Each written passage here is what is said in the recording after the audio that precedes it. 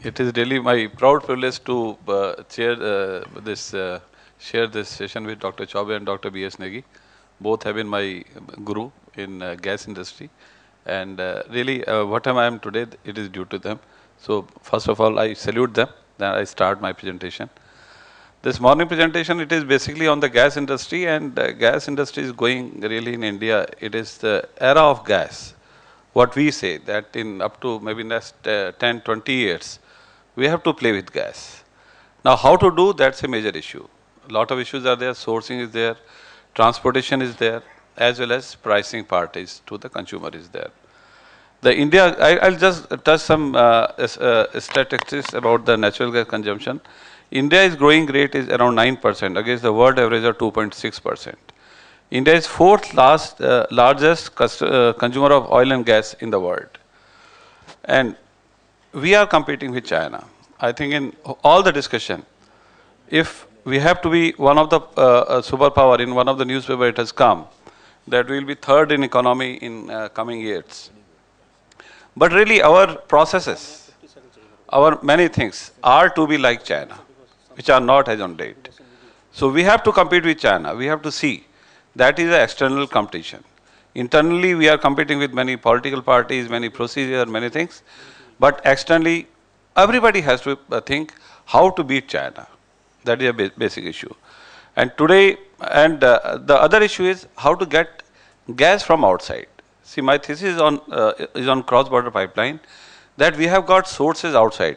Our inside resources need to be reserved for our better days. Like US has done, they have taken gas from all over the world, and their gas reserve is still intact. And we are trying to take our gas and not making any strategy to take gas from other countries. Other countries like Russia, Iran, and Qatar, they are the major countries where 40% of the world reserves are there. How we should bring it? That strategy has to be very clear cut. In last 10 years, we are not able to conclude TAPI line, we are not conclude to IPI line. We are not even sharing, rather taking gas from Bangladesh. They are having good amount of reserve. And Myanmar gas we have lost. Why we have allowed it to go? China today, their projections are around 860 million MMSCMD. And whatever cost is LNG is available, they are taking it. Why we are not able to think in that line?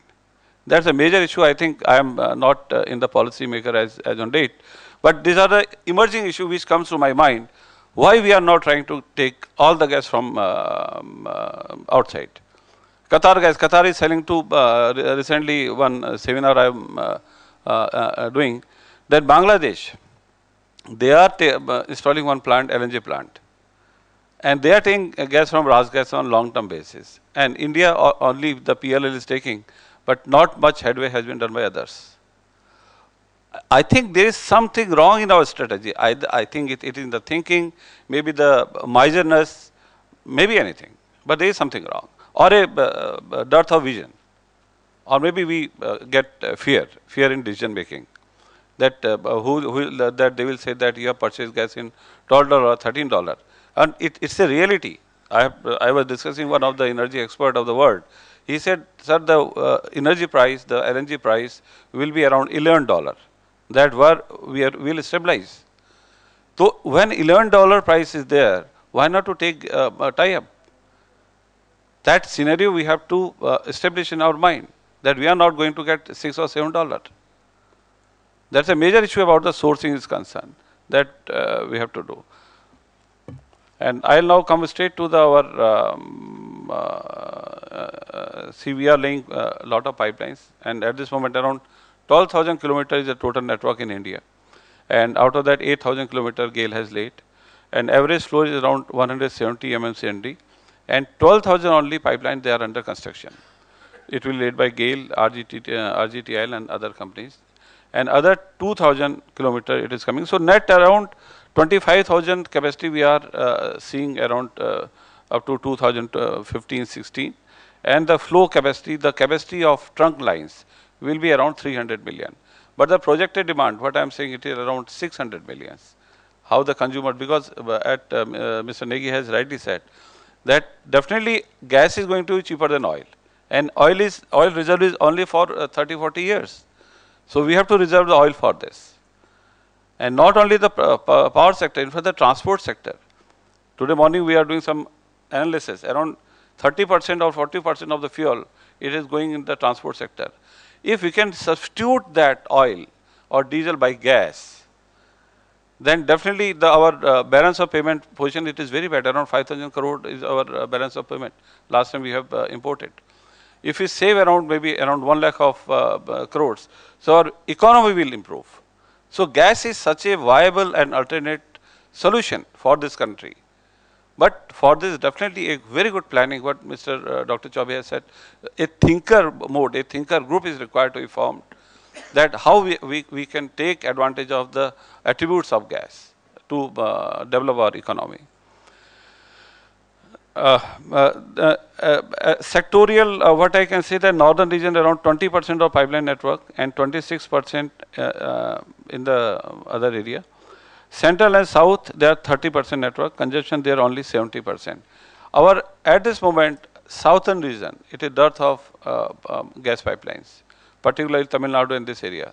Although we are laying pipeline from Kochi to Bangalore, and maybe efforts are required to take it to Tamil Nadu, although that route has been given to RGTTL.